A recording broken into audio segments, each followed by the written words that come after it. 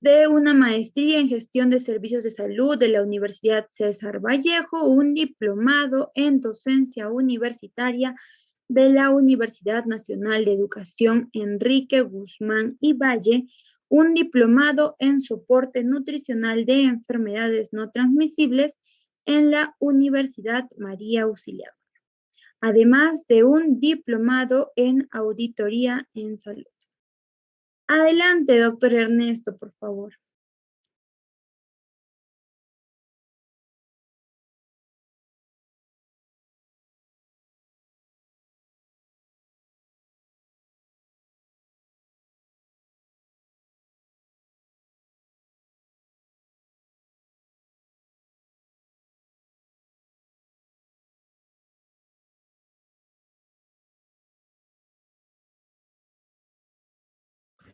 Ok, sí, buenas tardes. Primero agradecer nuevamente la invitación. ¿Se me escucha correctamente? Sí, doctor, se le escucha correctamente. Ok, muy bien. Lo que vamos a ver, por lo menos el día de hoy, es un tema sumamente interesante. Este famoso término, slow food, que nace como una contrapropuesta. Bueno, el término en sí aparentemente podría significar comida lenta, ¿no? Pero nace como una contrapropuesta en relación a todo el esquema pues, que conocemos en la actualidad en relación a los famosos fast food, o la alimentación rápida, ¿no? La comida rápida. Entonces, esto nació justamente como una contraposición a este tema tan por lo menos actual y que no va a pasar de moda en relación a la comida rápida y todo lo que nosotros como nutricionistas tenemos que tratar de visualizar, ¿no? En relación a no solamente una alimentación más sana, más saludable, sino también la otra mirada, ¿no? Que es una alimentación mucho más sostenible, no solamente con el tema del medio ambiente, sino también con el sentido, ¿no? de lograr un impacto de menor cuantía en relación a nuestro planeta, ¿no? Entonces, por lo menos es este movimiento muy conocido, básicamente nace, ¿no? Como en la década de los 80, casi finales de los 80, como una contrapropuesta a este aspecto, ¿no? La siguiente, por favor. Bien, vamos a dar una mirada muy sucinta en relación a algunas cifras que por lo menos sí son importantes por lo menos de poder aterrizar, ¿no? La primera es en relación a la demanda de los alimentos, ¿no? Y si bien es cierto que estamos básicamente volteando ya al 2021, básicamente en 2 a 3 décadas el consumo de alimentos se va a incrementar en un 60%, o sea, el consumo el consumo alimentario y por lo tanto la producción de alimentos va a ser descomunal. Entonces, nosotros como nutricionistas, y por lo menos una mirada al tema es, ¿y qué fuentes alimentarias vamos a hablar en el futuro, ¿no? Por lo menos hace 3 décadas la FAO sacó un documento en relación a estas nuevas medidas, ¿no? Y por ahí planteó el tema del uso proteico de algunos insectos, ¿no? Como forma de influenciación, ¿no? Por supuesto, ¿no? Entonces, sí tenemos que darle una mirada en relación a nuevas fuentes alimentarias naturales, por un lado, y nuevas fuentes alimentarias que se tengan que necesariamente procesar por la alta demanda de alimentos, ¿no? Y lógicamente el tema de la población es otro aspecto importante, ¿no? Pero que el planeta Tierra pueda soportar un 60% más de productividad, va a ser muy difícil, ¿no? Entonces, es una mirada muy preocupante a lo que se nos viene en escasas 2 a 3 décadas, ¿no? O sea, realmente es muy preocupante hacia dónde estamos, por lo menos, mirando, ¿no? La siguiente, por favor. Bien, entonces aquí lo importante respecto a estas cifras, ¿no? Si bien es cierto que el tema de sobrepeso y obesidad es algo que se habla muy comúnmente, estamos hablando de 670 millones de personas que tienen en este momento obesidad, estamos hablando de más de 38 millones de niños que tienen, menores de 5 años que tienen sobrepeso, ¿ok? Pero también está la otra cara de la moneda en relación a que básicamente 150 millones de niños tienen nutrición crónica, 50 millones sufren de nutrición aguda, ¿no? Y otras cifras que nosotros conocemos en el tema de la famosa hambre oculta, ¿no? El tema de la anemia y otros indicadores que realmente nos dan estas dos miradas, ¿no? Por un lado tenemos una deficiente, en un futuro muy cercano, una deficiente productividad en el tema alimentario, pero también tenemos las dos caras de la moneda muy conocidas, ¿no? Sobre todo el tema del sobrepeso, la obesidad y la desnutrición propiamente dicha. Así que son cifras que no son nada, por lo menos nada sostenibles en el tema, lógicamente, nutricional, sino también son cifras que nosotros tenemos que tratar a través de todos los esquemas que nosotros podemos conocer y manejar, tratar de revertir, ¿no? La siguiente, por favor. Bien, esta es una diapositiva muy interesante porque justamente habla un poco de un elemento muy importante que tenemos que siempre reflexionar, ¿no? Y es justamente la famosa huella ambiental, ¿no? ¿Qué cosa es la huella ambiental o a qué se refiere esta huella ambiental? Es básicamente tener muy claro cuál es el ciclo de vida de un producto, ¿no? De un producto o de un elemento, y si este ciclo de vida de repente un producto procesado, un producto fabricado o simplemente un elemento, cómo genera un impacto ambiental en nosotros, ¿no? Entonces, esta huella ambiental planteó básicamente 14 ítems, ¿no? Muchos de ellos muy conocidos por todos nosotros, por lo menos muy en una u otra manera, pues el tema del cambio climático, la famosa destrucción de la capa de ozono, la toxicidad humana que nosotros mismos producimos por el tema de la emisión de desechos, sea cancerígeno o no, el tema de las partículas de efectos respiratorios, la radiación ionizante, la formación de ozono fotoquímico, que es producto, lógicamente, del tema de la contaminación ambiental, la acidificación, ¿no? Y sobre todo esta acidificación que tiene que ver mucho con el medio o el entorno, ¿no? El tema de la eutrofización terrestre, la eutrofización acuática como un contenido de... Recordemos que el mar está en la actualidad hay demasiada polución, ¿no? Ya el tema de contaminaciones está muy, digamos, muy dejado atrás, sino básicamente la alta polución que se tiene a este nivel, ¿no? Y por lo tanto la ecotoxicidad que hay en el medio acuático. El uso del suelo, el consumo de recursos agua, el consumo de recursos minerales y combustibles fósiles. Entonces, todo este tema de la huella ambiental nació hace muy poco, ¿no? Básicamente a principios de este ciclo, básicamente en el año 2013, nació todo este impacto que implica la huella ambiental, ¿no? Entonces, si bien es cierto que de una u otra manera estos elementos son importantes de analizar, recordemos que un aspecto nutricional muy importante es la calidad de los alimentos, y justamente ahí vamos a analizar aquellos alimentos que de una u otra manera generan un menor impacto ambiental en relación a otros. La siguiente, por favor.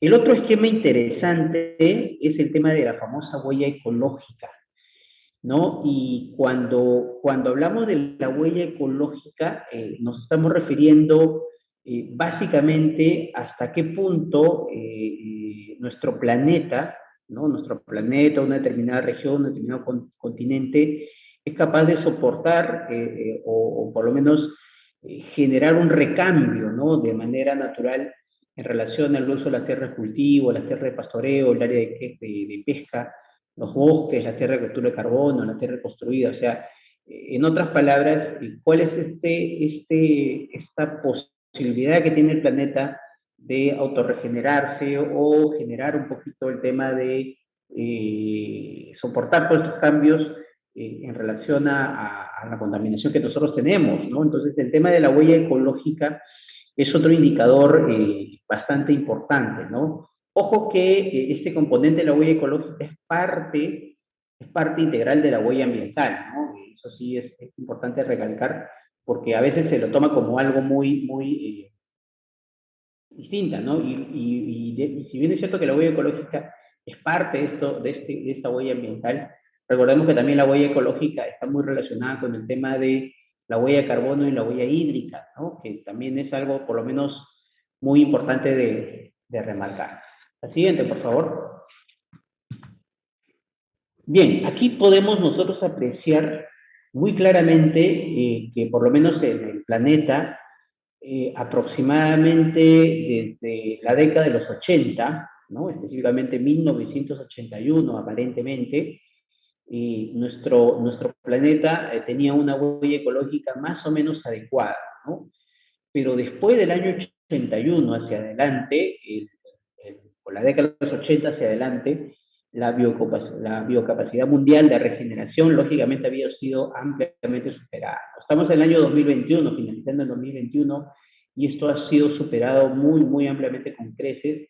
El tema de esta biocapacidad mundial de poder regenerarse como planeta, y realmente estamos llegando a niveles inadmisibles lógicamente, para la supervivencia humana. No se habla de en la actualidad de partículas suspendidas, inclusive a lo que teóricamente se tuvo antes que se siguieran los dinosaurios, ¿no? Eso es solamente como un tema un poquito de antecedente histórico que tiene relación a este tema del impacto de la mala práctica que se tiene en relación a la contaminación ambiental y el impacto que se tiene en relación a la huella ecológica. Entonces, estamos llegando a niveles que ampliamente hemos superado hace mucho más de 4 décadas, ¿no? Entonces, es algo también muy importante, por lo menos, de reflexionar.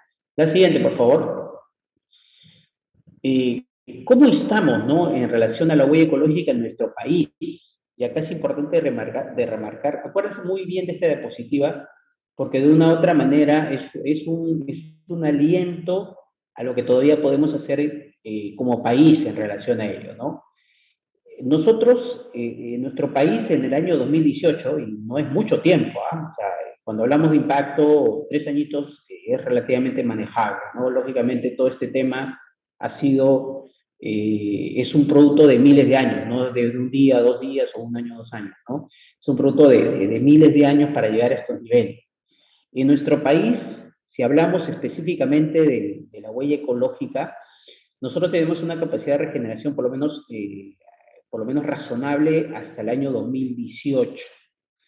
Entonces todavía hay un tema por converger, hay un tema por lo menos tratar de soslayar en relación a lo que podemos todavía aún hacer como país. Ojo, lógicamente nosotros estamos incluidos en todo un tema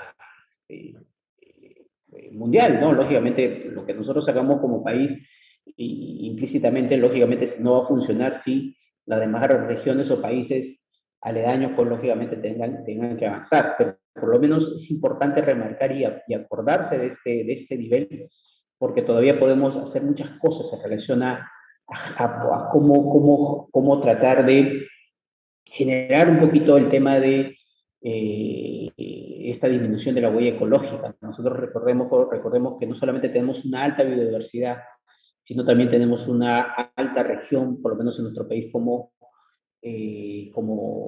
región amazónica, ¿no? Que es muy importante siempre recordar en relación al tema ecológico.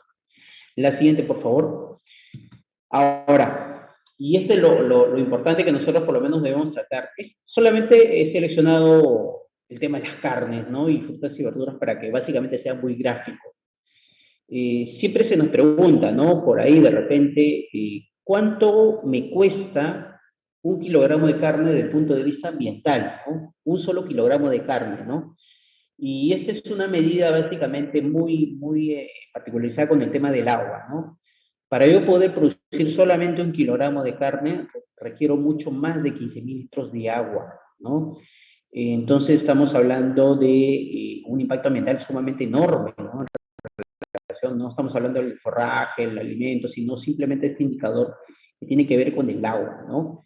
Mientras que si yo quiero básicamente producir 1 kilogramo de verduras, requiero 322 litros de agua, de frutas 962 litros de agua, de cereales 1.600, un poquito más de 1.600 litros de agua, y así podemos ir subiendo, ¿no? Y nosotros como nutricionistas, lógicamente, tenemos muy bien la diferencia nutricionalmente hablando, ¿no?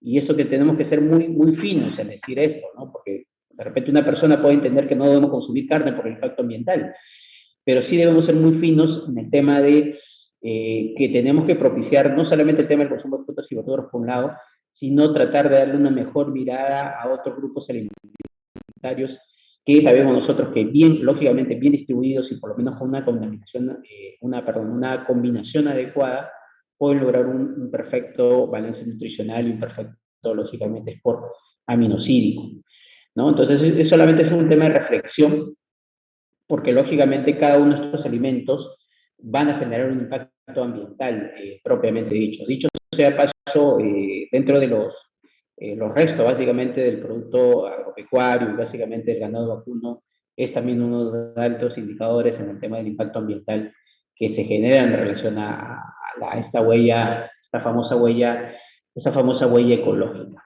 La siguiente, por favor. Bien, vamos a ver una lista en relación al tema de las recomendaciones que yo debo por lo menos tratar de tener en cuenta en relación a este tema de cómo generar dietas saludables y sostenibles. Si bien es cierto que estamos en un ambiente obesogénico sumamente terrible, ¿no? En relación a estos indicadores que por lo menos hemos visto en la primera y la segunda diapositiva, pero sí debemos agregar y tenemos que ser muy claros en todos estos mensajes que son básicamente mensajes transversales en relación al tema, no solamente de una alimentación saludable, sino sobre todo una alimentación sostenible, ¿no? La primera, muy conocida por todos nosotros, el tema de la lactancia materna, ¿no? Es indudable que el tema de la lactancia materna debe tener un rol importante, exclusiva, lógicamente y continua, en los primeros meses de vida. La idea de tener un mayor consumo de alimentos más naturales y menos procesados, y acá sí hay mucho por rebatir en el tema de educación alimentaria nutricional. Lamentablemente, nosotros, si queremos por lo menos tener calóricamente hablando, y ahí está, si bien es cierto que no tiene mucho que ver con el tema, pero sí es importante mencionarlo como un esquema de seguridad alimentaria. Si nosotros queremos tener la cantidad de calorías en promedio de Latinoamérica consumidas, yo necesito $1, ¿ok? Yo quiero cubrir calorías. Pero si yo quiero tener una dieta sana, saludable, con la cantidad de macros y micronutrientes adecuados, per cápita hablando por persona, yo requiero diariamente $3. O sea, estamos hablando un poquito más de $3, inclusive. Entonces estamos hablando del triple en relación a ello. Y eso, lógicamente, desde el punto de vista de salarios mínimos vitales, imposible, por lo menos en la región y sobre todo en nuestro país. Entonces, si bien es cierto que nosotros podemos tratar de propagar un mensaje que nuestra alimentación sea más sana, más saludable, pero tenemos también otra contraparte en la cual debemos tratar de visualizar, pues lamentablemente el costo de estos alimentos saludables a veces escapa un poco de la misma capacidad adquisitiva que tiene la población en términos muy generales, ¿no? Gran variedad de granos integrales, legumbres, frutas y verduras, frutos secos, que si bien es cierto que son muy poco consumidos en nuestro país, hay que tratar por lo menos de siempre tratar de especificar esto dentro de los esquemas alimentarios, ¿no?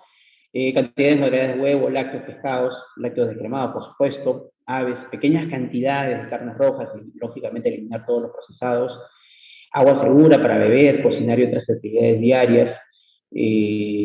Por lo menos nosotros en nuestro país, apenas el 80% de la población de nuestro país tiene acceso a agua potable, así que todavía hay una brecha, hay todavía un porcentaje importante en la cual debemos tratar de mejorar, ¿no? Dietas adecuadas y no excesivas en energía y nutrientes, esto es algo muy cotidiano, ¿no? Nuestras dietas son demasiado hipercalóricas, pero no tienen por lo menos la cantidad sobre todo suficiente para poder tratar de tener una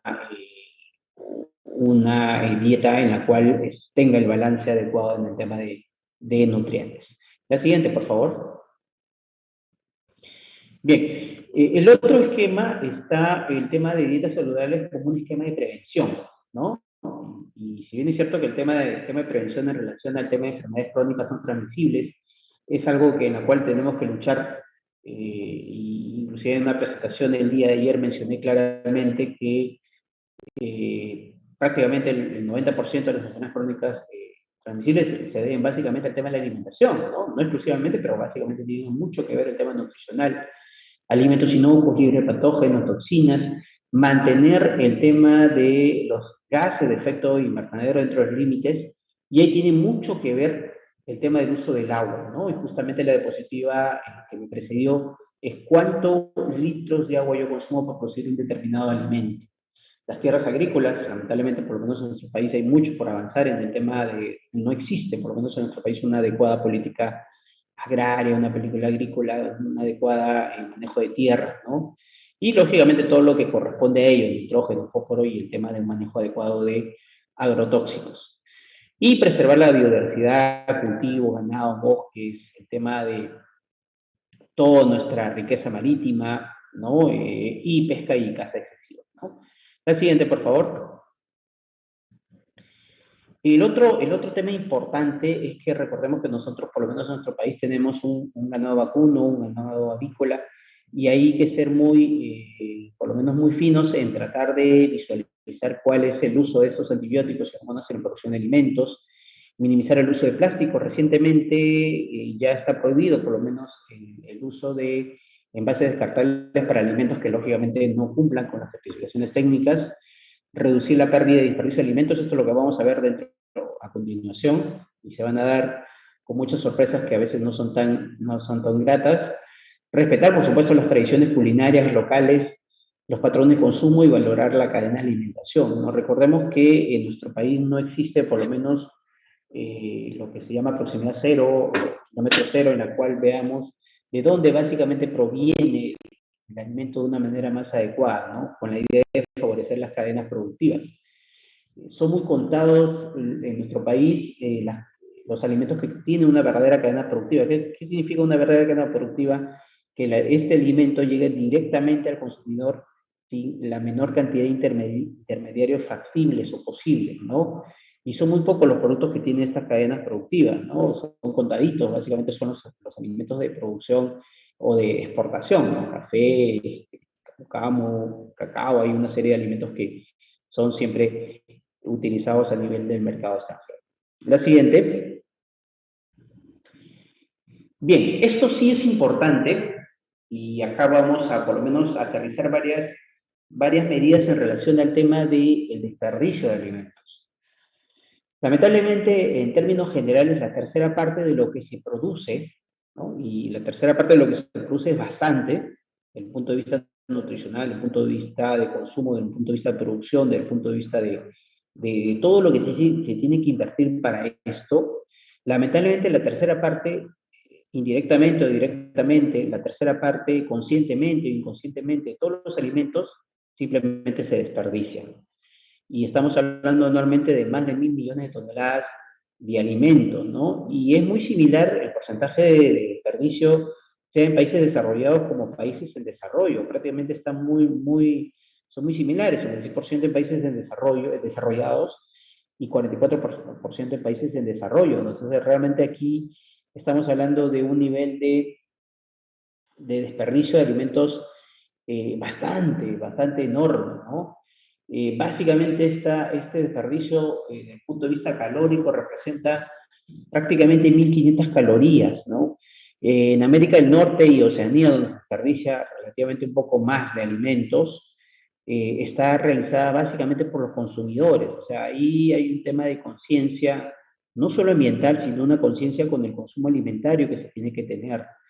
Pero también hay la otra parte de la moneda, ¿no? Por lo menos en Asia meridional y sudoriental, en el tema asiático, gran parte de este desperdicio es por básicamente el tema de las cadenas, ¿no? Estamos hablando de la producción, estamos hablando del almacenamiento, estamos hablando del transporte, que van a afectar de una u otra manera un mayor, por lo menos, mayor desperdicio exclusivamente por problemas en la producción, almacenamiento y transporte. O sea, ahí hay un tema de un mejor manejo a cada uno de estos niveles, ¿no? Entonces, por lo menos en nuestro contexto, América Central y Occidental, es muy, por lo menos, es muy similar, ¿no? Son 453 kilocalorías, prácticamente 500 calorías desperdiciadas hablando diariamente, ¿no? Entonces es una cifra mucho más que debemos tratar de concientizar a la población en relación al tema del desperdicio alimentario. La siguiente. Bien, entonces, si bien es cierto que en nuestro país, ¿no?, desde el punto de vista de seguridad alimentaria, casi aproximadamente 2.8 millones de personas no disponen de la cantidad de alimentos suficiente para cubrir sus necesidades. Por otro lado, ¿no?, el 33% de los alimentos que se producen se desperdician, ¿no?, se desechan de una u otra manera, ¿no? Y con ello, tranquilamente, 2 millones de peruanos podrían alimentarse, ¿no? O sea, de repente sin inferir muchos costos. Ahora, hay muchas iniciativas en el tema de, hay pequeñas iniciativas muy puntuales, muy circunscritas en relación al tema de evitar ese desperdicio de alimentos, ¿no? Hay varias instituciones que tienen que ver con bajar el precio de repente de la producción de, este es muy contado, pero son experiencias muy particulares y muy específicas en algunos lugares de Lima, en la cual restaurantes que ya tienen una producción determinada, y antes de eliminarlo dejan estos platos, estas preparaciones a un precio sumamente más razonable.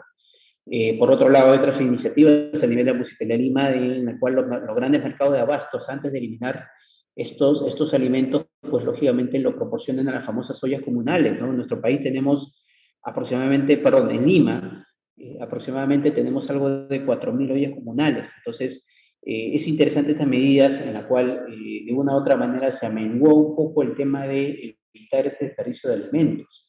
Entonces, más allá del tema de conciencia y más allá del tema de solidaridad y más allá del tema de los aspectos que involucran un mejor manejo de ello, hay todo un tema básicamente formal, básicamente de reglas, reglamentos, de normas que apunten a ello, ¿no? Entonces, es importante de tratar de evitar eso, ¿no? Porque si nosotros somos conscientes, prácticamente nosotros tenemos la producción de alimentos, técnicamente hablando, que de una u otra manera podría satisfacer gran parte de la alimentación de muchos peruanos. La siguiente, por favor. Bien, ¿cómo se desperdicia estos alimentos, por lo menos en nuestro contexto, ¿no? Hay una eliminación, por un lado, de productos frescos que no cumple los estándares mínimos, ¿no? El tamaño, color, sabor, entre otros, y en vez de ser, por lo menos, reutilizados de una u otra manera, o por lo menos utilizados en pequeños mercados, simplemente son desechados en primer medida, ¿no? Hay un descarte que hacen los minoristas y consumidores de alimentos próximos a la fecha de consumo, ¿no?, preferente, o las que han superado la fecha de consumo. Entonces, lamentablemente, si la fecha de consumo ha sido superada, pues, lógicamente, estos alimentos tienen que ser eliminados, ¿no? Grandes cantidades de alimentos comestibles sanos que no se usan, ¿no?, o se dejan o se descartan de cocina doméstica, establecimiento de comida, ¿no? No hay muchos estudios específicos dentro de domicilio, pero también se habla de este porcentaje del 30% de que de los hogares también desperdician los alimentos. La siguiente.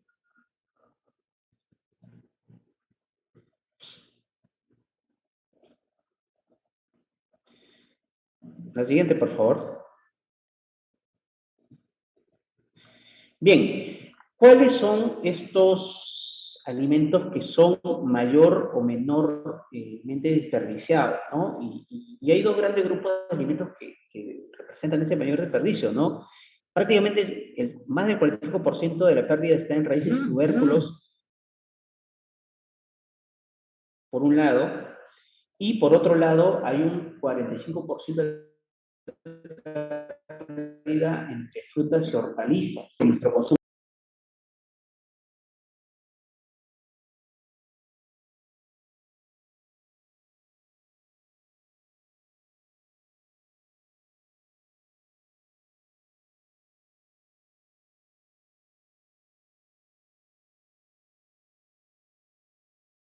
ecológicamente sea muy venido a menos, ¿no? Otro aspecto que tiene que ver con esta pérdida o desperdicio de alimentos tiene que ver mucho con los cereales por un lado, ¿no?, los pescados por otro lado, ¿no?, prácticamente más de la tercera parte, Y en menor medida, pues lógicamente los legumbres, los lácteos y el ganado vacuno, ¿no? Que lógicamente tiene un mayor costo y por lo tanto, digamos que el desperdicio es por lo menos en menor manera, ¿no? Entonces, el mismo hecho de que se desperdicie estos alimentos, lógicamente, no solamente representa un costo y un impacto ambiental, sino básicamente muchos aspectos por rebanar en relación al tema de qué hacer, ¿no? O sea, más allá del tema de educación, más allá del tema de educación alimentaria nutricional, más allá del tema de normas, más allá del tema de conciencia ambiental, hay mucho todavía por bregar, ¿no? Y siempre creo que cada uno de los, como nutricionistas, vamos a tener muy claro que el tema tiene que ver mucho con la educación alimentaria nutricional que se tenga que tener a este nivel, ¿no? La siguiente, por favor.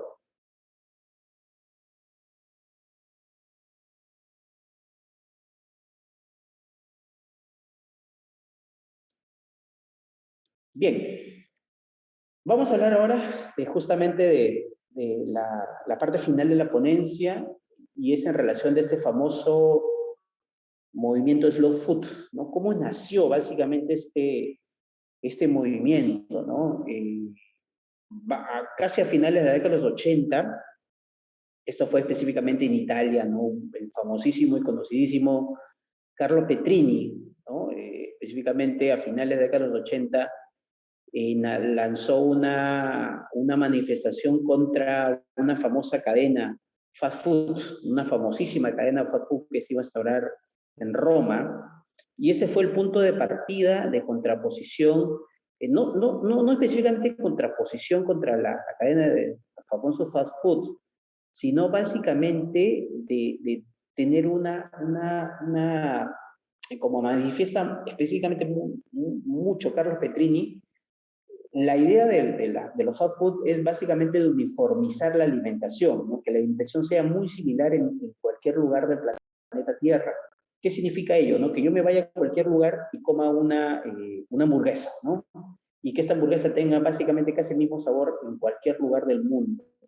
Entonces, la idea del movimiento de slow food, por un lado, tiene que ver con defender las tradiciones regionales, o sea, que la alimentación realmente sea muy específica en cada uno de estos lugares, por un lado, la buena comida y sobre todo el placer gastronómico, ¿no? Y un ritmo de vida lento, ¿no? Y es muy importante remarcar esto, que a pesar que se conoce, ¿no? Si uno se pone a analizar, en cualquier lugar va a encontrar una comida de cadena rápida y en esa comida de cadena rápida va a haber bastantes personas. En cualquiera de estos lugares también, ¿a qué se refiere con ritmo de vida lento? ¿No? En la cual se tome básicamente el tiempo adecuado en el consumo alimentario, ¿no? A veces nosotros nos damos cuenta y en 5 minutos desayunamos, 5 minutos almorzamos y 5 minutos cenamos. Y esa no es la idea, ¿no? El ritmo de vida lento tiene que ver mucho también con una práctica adecuada de actividad física o por lo menos de los famosos estilos de vida saludables, ¿no? La siguiente, por favor. Bien, justamente esta es parte de lo que ya había comentado en relación a lo que se hizo, ¿no? Esta contraposición, ¿no? Que se planteó básicamente en Roma, la Plaza España, ¿no? Y contra esta famosa cadena de fast food. Y esto lógicamente generó lógicamente una propuesta que se fue divulgando de poco en poco, ¿no? No fue de la noche a la mañana. Este movimiento ha tomado muchas décadas de historia, ¿no? Actualmente es un movimiento que ya tiene 1 millón de personas a nivel mundial. Si bien es cierto que 1 millón de personas distribuidos en todo el planeta es casi nada porcentualmente hablando, ¿no? Pero estamos hablando de gente muy activa y que está difundiendo este mensaje, por lo menos de manera muy significativa, ¿no? Ese justamente es el icono, famoso icono Slow Food, ¿no? El tema del caracol es el icono mundial, internacional de este fast food. Y básicamente esta filosofía, ¿no? Que tiene que ver mucho con la cadena de fast food, es comer con atención, ¿no? Que es lo que nosotros como nutricionistas también bregamos mucho, valorar en especial la calidad y también la procedencia de las materias primas, y acá hay una mirada muy ambiental del asunto, los ingredientes y el modo de cocinarlo, ¿no? En nuestro país específicamente, es interesante remarcar que este movimiento del Slow Food en nuestro país se instauró prácticamente a inicios del año 2000, específicamente año 2003. Y es interesante remarcar porque se generó toda una expectativa en relación a una famosa investigación que se planteó ya hace muy pocos años, que se denominó el Arca del Gusto, ¿no? En la cual digamos que es una publicación muy interesante, os invito a por lo menos analizarla y leerla, en la cual se analiza 150 productos propios del país, ¿no? O productos bandera. Lógicamente nosotros tenemos mayor cantidad de productos alimentarios, por supuesto, claro está, pero es un punto de partida interesante analizar porque es un momento ya mundial, ¿no? Dentro de este famoso movimiento de Slow Food. Así que les invito a leer este documento que se llama El Arca del Gusto.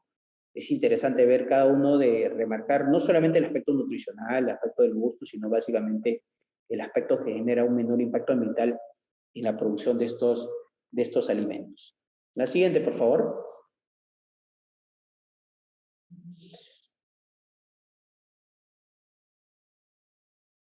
Sí, la siguiente, la siguiente. Bien, esta es la filosofía Slow Food, ¿no? Esta es la famosa filosofía que siempre tenemos que tenerla muy, muy en cuenta, ¿no? ¿Cómo debe ser, por lo menos, el tema de la producción de alimentos y en términos generales? Primero, debe ser buena, ¿no?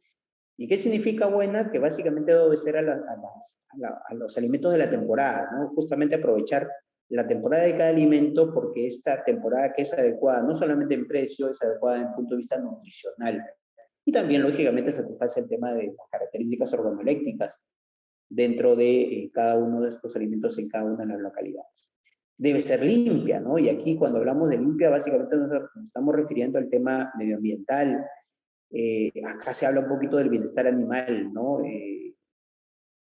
Si bien es cierto que no quiero tener una mirada vegana del tema, en la cual se busque el menor sufrimiento animal, sino básicamente en la cual inclusive salió una norma hace muy poco, ¿no? Escasos días, si mal no recuerdo, y en la cual se debe ver un poquito el tema de la crianza de las gallinas ponedoras, ¿no? Y es interesante de remarcar el tema, ¿no? Entonces, ver un poquito el bienestar animal en relación a una mejor producción del alimento y un mejor valor nutricional. Hay mucho por estudiar, lógicamente, investigar específicamente sobre el tema, pero es una mirada que también se le da a este tema, ¿no?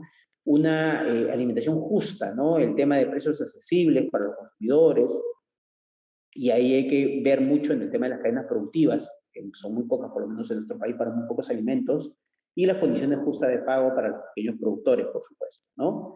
La siguiente, por favor.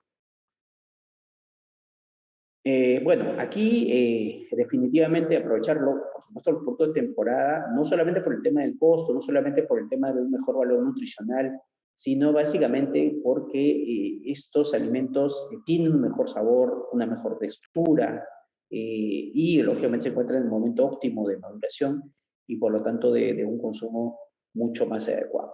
La siguiente. ¿Qué beneficios, no, puedo yo, por lo menos, tener, ¿no? En relación a estos alimentos, ¿no? En primer lugar, dentro de estos beneficios está el cuidado del medio ambiente, ¿no? Eso es algo importante de recalcar. El cuidado y fomento de la economía local, sobre todo los pequeños agricultores, los pequeños productores y, lógicamente, cierto público que tiene que ver con el consumo alimentario específicamente de estos productos.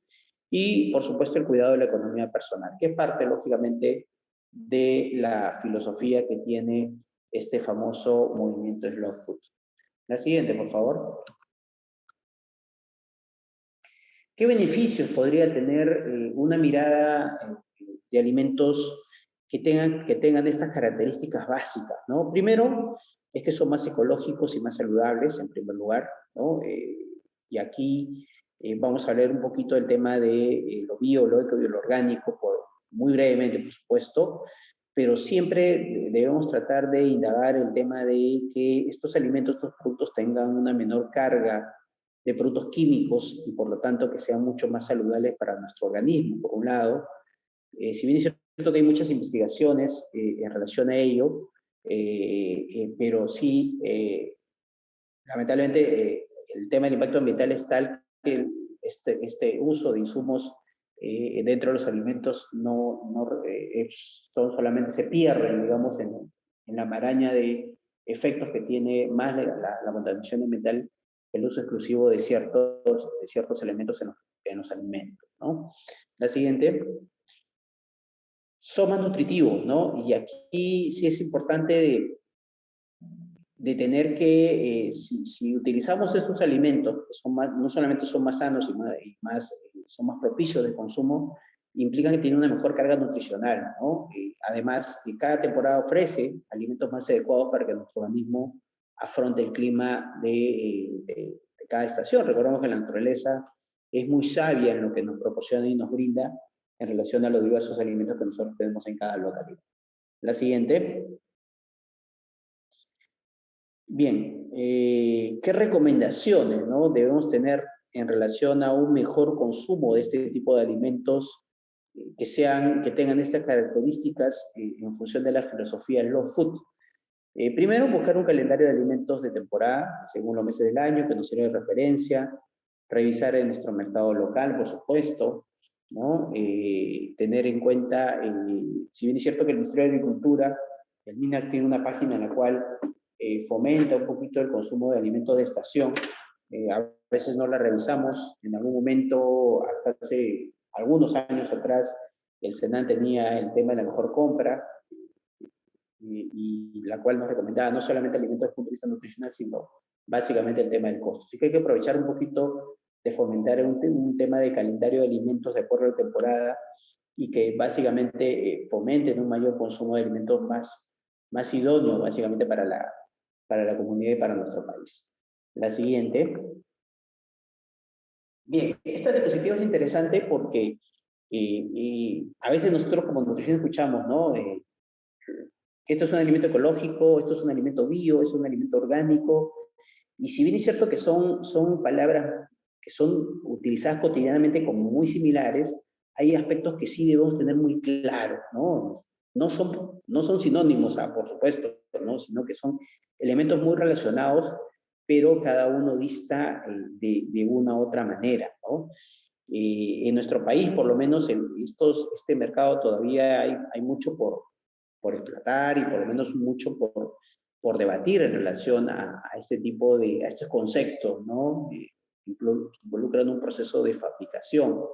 Recordemos que por lo menos apenas, ¿no? El 10% de la población consume este tipo de alimentos bio, eco, orgánico. O sea, realmente estamos hablando de un sector nicho todavía aún que consume estos alimentos y por lo menos la población en general todavía no maneja esos alimentos por un tema de costo, por un lado, por otro lado el tema de educación alimentaria y nutricional, ¿no?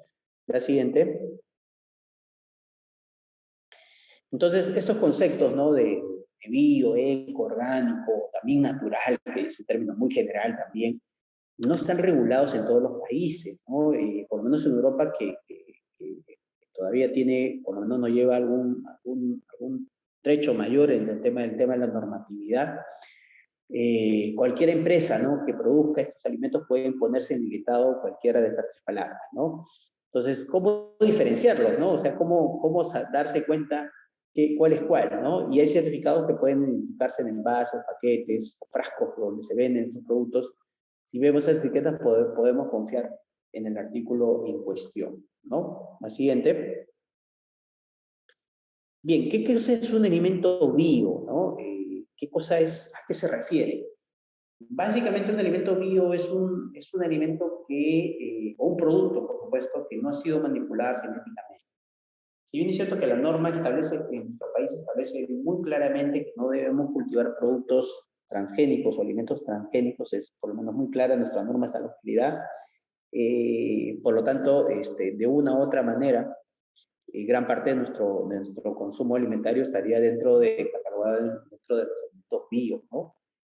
El alimento bio digamos, es algo muy genérico, simplemente no es transgénico, ¿no?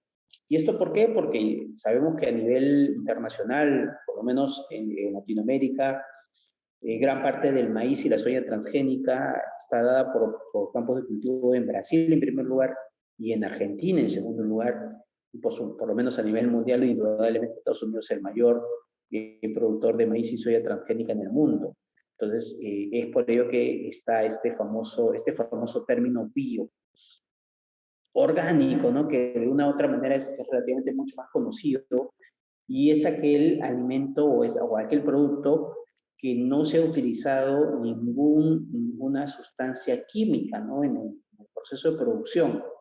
En otras palabras, el alimento orgánico está libre de productos de síntesis química y por lo tanto se catalogaría como un alimento 100% más saludable, ¿no? El alimento orgánico, si bien es cierto que por lo menos en nuestro país tiene una mayor funcionalidad en el sentido de que hay mucha gente que por lo menos consume el tema o por lo menos un sector de la población que consume estos alimentos orgánicos, es importante siempre tener claro que el alimento orgánico es aquel que no se utiliza en ninguna fase de la producción estas sustancias químicas. La siguiente, por favor. Y tenemos el alimento eco. Ojo, técnicamente hablando, podríamos mencionar que el alimento eco ya tiene una medida exhaustiva mayor de control de calidad, ya tiene los esquemas de etiquetado, por lo menos en países europeos ya esta es una norma, ¿no? El etiquetado de estos productos. Y básicamente en el alimento eco, o el alimento ecológico, es el etiquetado más completo de los tres, ¿no? Y lógicamente requiere un mejor manejo de la cadena alimentaria del producto y del medio ambiente. Implica un entorno verde, una producción sostenible, que significa que no se han utilizado productos químicos ni organismos modificados genéticamente, los transgénicos, y que sobre todo se han respetado los ciclos naturales de las diferentes partes del sistema. O sea, se han respetado los tiempos de producción, más allá del tema de que que no son transgénicos, indudablemente, que no se utilicen sustancias químicas, sino que básicamente se respeta la naturaleza en relación a este tema que tiene que ver con los alimentos, por lo menos los alimentos ecológicos, ¿no? Entonces, esto por lo menos es interesante de vislumbrar, porque a veces nos preguntan cómo saber si un alimento es bio, un alimento es orgánico, es un alimento ecológico, y bueno, si bien es cierto que debemos tratarnos de seguirnos un poquito al etiquetado, gran parte de estos productos no tienen por lo menos las etiquetas correctas, ¿no? En el caso de los alimentos ecológicos ya tienen etiquetas por lo menos en los países europeos. Por lo menos en nuestro contexto todavía, más allá que sea un alimento importado ecológicamente, lo puede tener. La siguiente, por favor. Bien, con esto finalizamos. Ahí tenemos una imagen, lógicamente, de alimentos naturales, ¿no? Y tenemos que siempre vislumbrar y tenemos que educar mucho a la población en relación a este tipo de alimentos. La siguiente. Y bueno, simplemente una reflexión, ¿no? De una u otra manera, y los invito porque hay un movimiento de raw food en nuestro país, eso lo pueden encontrar por las redes sociales, los animo, ¿no? A que se puedan por lo menos darle una mirada a este movimiento. Todos podemos aportar, ¿no? Para lograr juntos una alimentación saludable y sostenible, que es lo que queremos no solamente como nutricionistas, sino como seres humanos. Y de esta forma garantizar la distribución equitativa de los alimentos, reducir la contaminación ambiental, a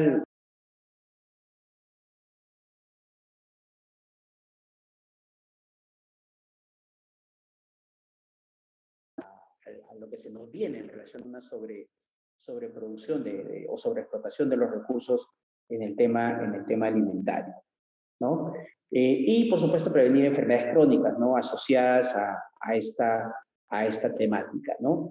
Entonces, eso es por lo menos la presentación que quería darle en relación a este movimiento SlowFox. Muchas gracias. Muchas gracias, Magíster Ernesto. Bueno, para poder continuar con la ronda de preguntas, aquí nuestros participantes tienen algunas dudas. Las han escrito por el chat de Zoom. Bueno, Daily Talk To Ocupa nos pregunta lo siguiente: ¿qué recomendaciones nos daría sobre obtener alimentos naturales o orgánicos si nosotros no sabemos casi nada de agronomía? Sí, o sea, a ver, acá hay es una pregunta interesante, ¿no? Es cierto, no somos los expertos, ¿no? Pero sí, la idea es que nosotros como existe por lo menos en nuestro país una cadena de alimentos orgánicos, ¿no?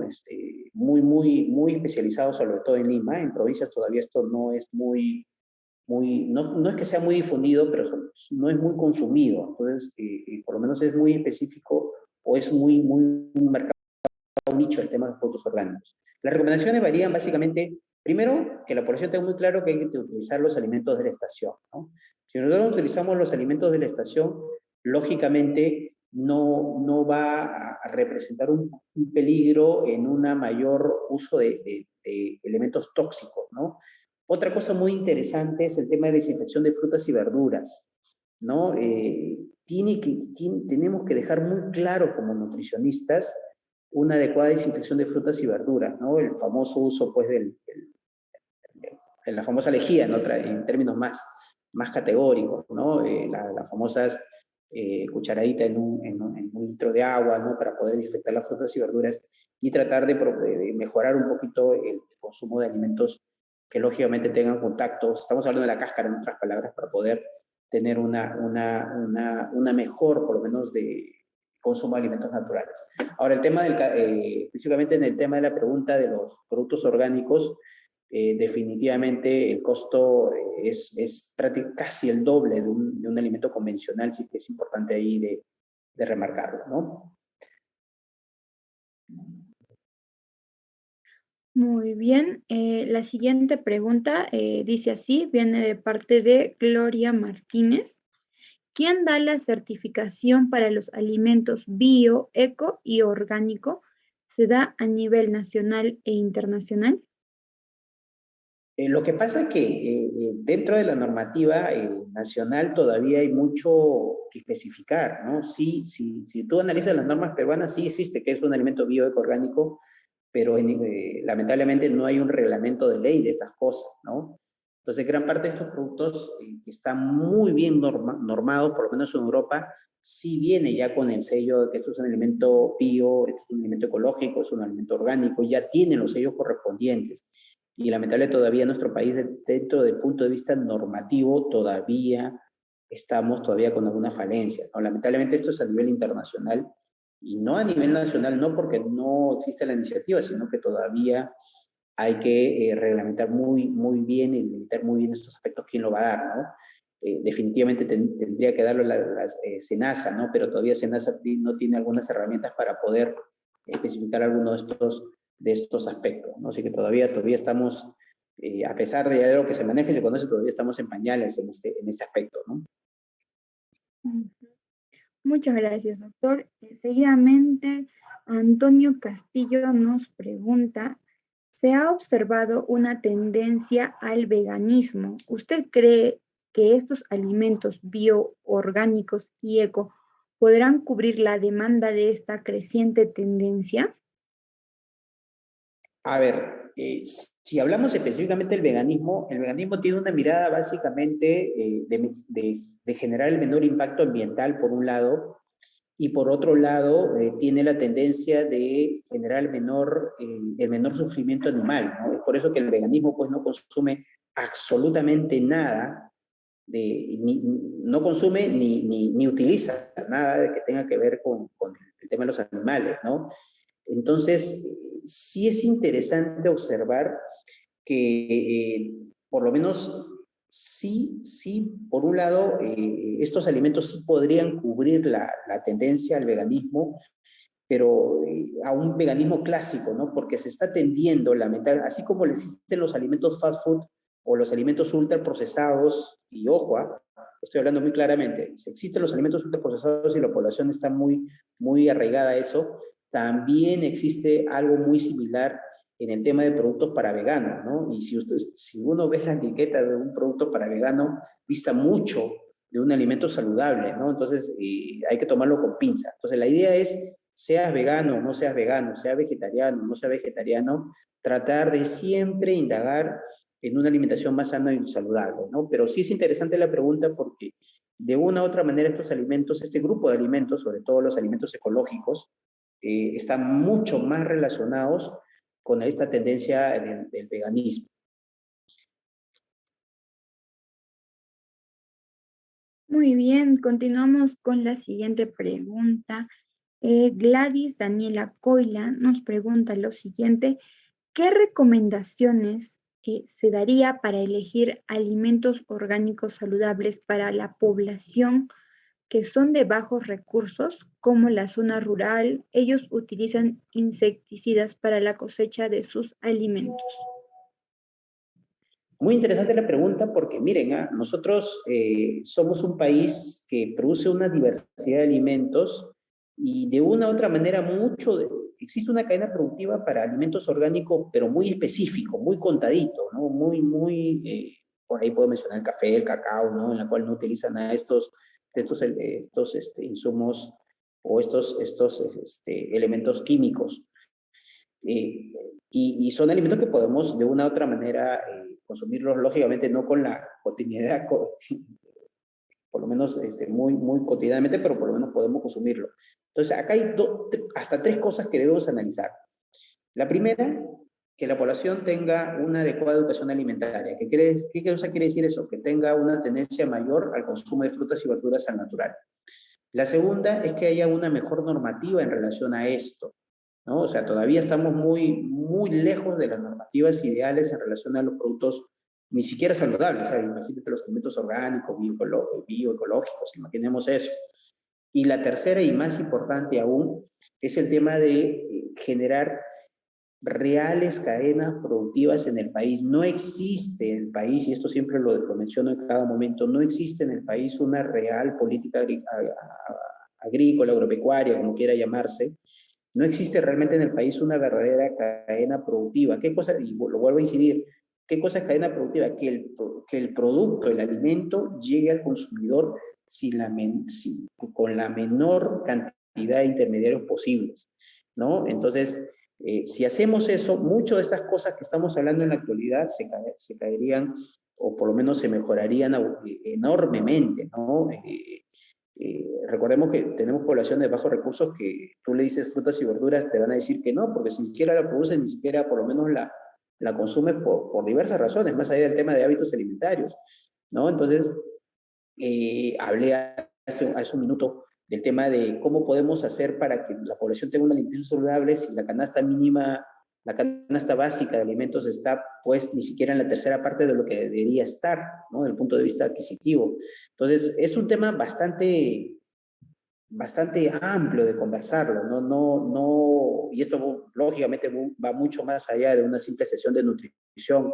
Hay muchas cosas por mejorar, pero si nosotros queremos por lo menos iniciar, lógicamente tenemos que tratar de educar mucho a la población, ¿no? Si es que la respuesta es bastante amplia, ¿no? Bastante amplia, pero sí sería importante de que la población sea, por un lado, más consciente de lo que consume, primeramente, y por otro lado, realmente sea más realista. O sea, nosotros si analizamos por lo menos lo que estamos en Lima, ¿qué tenemos por la alimentación? ¿No? Simplemente tenemos ir a un supermercado y comprar cualquier producto, ¿no? Por lo menos estamos hablando de la población en términos generales, ¿no? Entonces hay mucho todavía por bregar, hay mucho por avanzar en este tema, ¿no? Entonces, la recomendación iría nuevamente repito, por educar mucho a la población y poder ir viendo la normativa, ¿no?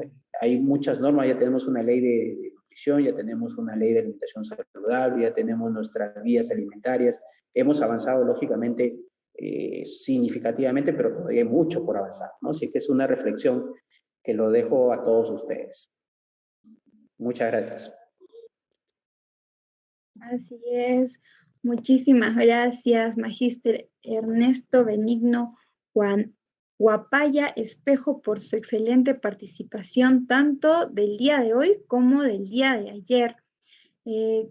Claramente, como usted nos ha presentado el día de hoy, esta ponencia de Slow Food, ¿no? Es tal vez una tendencia que podemos nosotros como nutricionistas presentar a nuestros pacientes, ¿no? También hemos hablado acerca de lo mucho que se ha avanzado en cuanto a educación y seguridad alimentaria. Sin embargo, todavía hay un vasto camino por recorrer. Y bueno, aquí en este congreso sabemos que hay bastante participación de nutricionistas, ¿no? Los cuales venimos aquí, ¿no? De alguna manera, traer más información, más conocimiento para nosotros y también para poder llevarlo a nuestros pacientes y poder ayudar a la mejora, ¿no? De esta educación y seguridad alimentaria. ¿Sí? Ahora vamos a pasar a presentar al nutricionista Alexander Paolo Castro Villarroel. Él es director de nutrición y dietética de la Universidad Central de Chile, past president del Colegio de